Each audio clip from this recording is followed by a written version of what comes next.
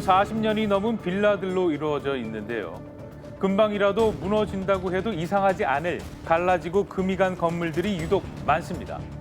이곳에 사는 주민들을 우선 만나봤습니다. 우리 그 수도 파이프가 터져가지고 식구대 밑에서 분칠을 하고 그냥 물이 그냥 그냥 아이고 말도 못해요.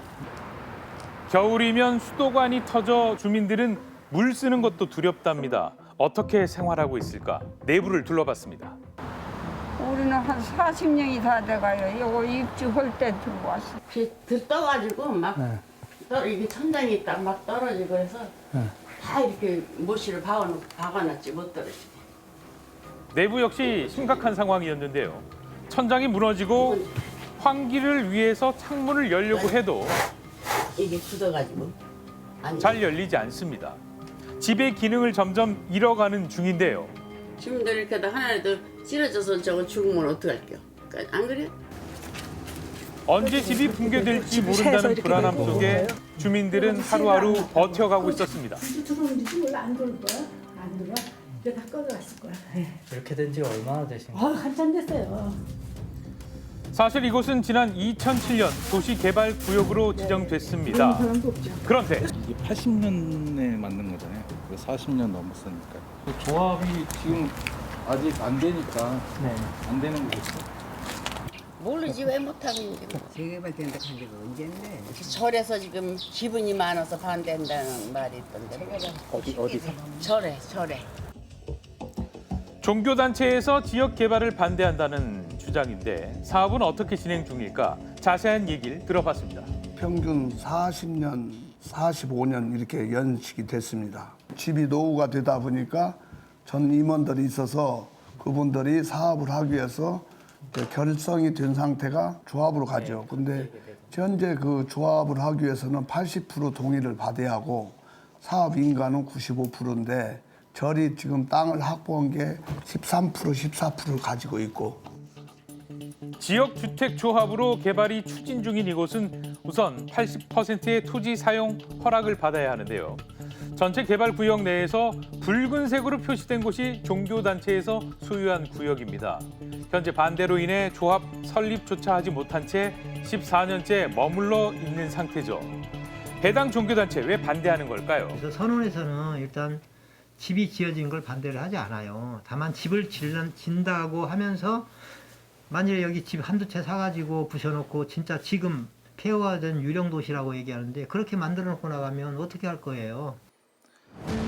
일반 아파트 청약과 달리 지역주택조합은 땅 없이 시작해서 조합을 만들어 땅을 사고 시공사를 선정해 개발을 진행하는 방식입니다.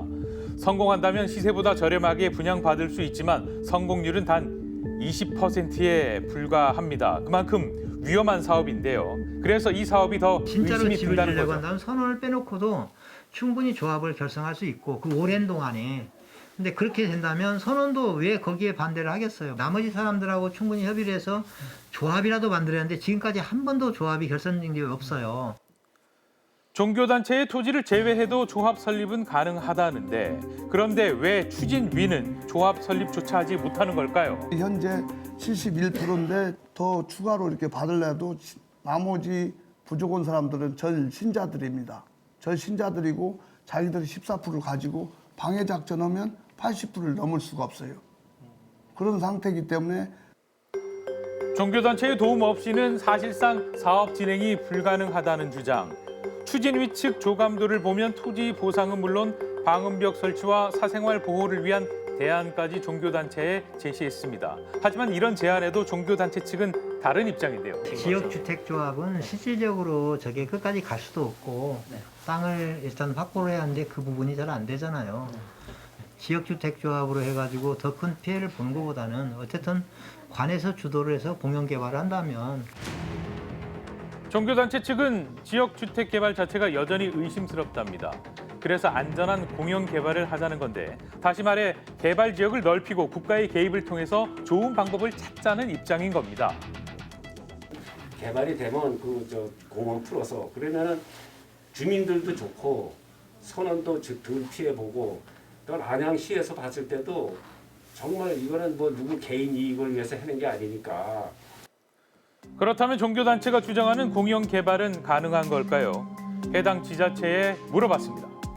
그러니까 거기서 이제 공개발 관련해서 뭐 계획안이라든지 배치도 좀 주셨는데 해당 부서가 있어요. 그 부서에 일단은 협의를 다 돌린 상태입니다. 개발 가능성에 대한 명확한 답은 듣지 못한 상황입니다. 못 나가는 거죠. 우선 저기 팔리지도 않을 뿐더러 저거 판다고 해서 어디 가서 살 수 있는 데가 없잖아요. 각자의 이유로 마을을 떠나지도 못합니다. 이 지역은 왜 지역주택조합을 선택한 걸까요? 항상 보면은 지역주택조합 하는 동네를 가보면은 재건축하는 동네보다 상당히 경제적으로 어렵습니다. 그리고 최소 비용으로 조합을 할 수 있는 게 지역주택조합입니다. 주거 안정 목적이 우선시 돼야 된다. 그리고 80% 정도 됐더라면은 예를 들어서 여기도 벌써 개발이 됐겠죠. 주거 안정이라든지 재산권 행사를 못 하고 있습니다. 그래서 80% 정도 동의율을 낮춰줬으면 하는 게 어떤 주택 사업의 공공의 목적에 가장 취합하지 않느냐, 저희들은 이제 그렇게 보고 있습니다. 추진 속도를 위해 완화해야 한다는 목소리. 이거 완화해도 괜찮은 걸까요? 토지 확보를 조금 더 쉽게 할 수가 있으니까 그렇게 되면 사업을 좀 더 진행을 잘 할 수 있다는 장점이 있을 것 같고, 단점이라고 하면 일단은 토지를 뭐 대부분 확보하지 못한 상태에서 사업을 그냥 시행하게 되면 이거는 좀 자율성이 많이 확보가 되는 사업이다 보니까 예를 들어 뭐 재산권 침해라던가 그런 뭐 예를 들어 사기 분양이라던가 이런 것들도 좀 문제가 있을 수는 있을 것 같거든요. 관리 감독을 좀 강화를 한다거나 그런 방향으로 좀 진행이 돼야 될 것 같아요.